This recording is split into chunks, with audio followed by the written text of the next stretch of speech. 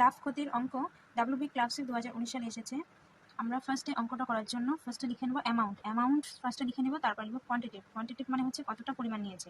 এবার ফার্স্টে আমরা লিখে নেব এখানে সিপি, তারপর নিচে লিখে নেব এসপি। সিপি মানে প্রথমে কত টাকা দিয়ে কিনেছে, কত টাকায় কটা জিনিস কিনেছে। এখানে লিখেছে 10 টাকা দিয়ে 11টি আপেল কিনেছে।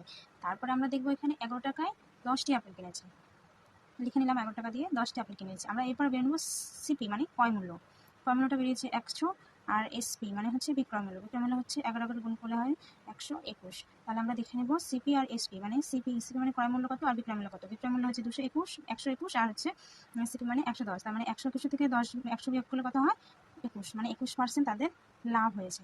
কত নম্বরে আছে দেখো, ডি নম্বরে আছে। তাহলে ডি নম্বর হচ্ছে অ্যান্সার।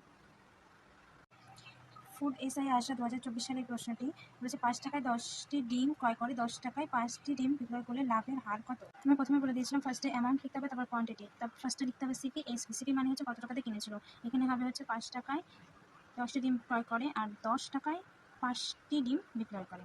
লাভের হার, এখানে সরাসরি লাভের হার চেয়েছে। তাহলে আমরা এখানে ফার্স্টে গুণ করে নেবো। ক্রস হচ্ছে ক্রয় মূল্য 25 টাকা আর বিক্রয় মূল্য হচ্ছে 100 টাকা। তাহলে আমাদের যেহেতু শর্ট করে বার করতে বলেছে, এখানে দেখো লাভের হার বের করতে বলেছে। আমরা ফার্স্টে এটাকে হচ্ছে ইস্টুতে বের করে নেবো।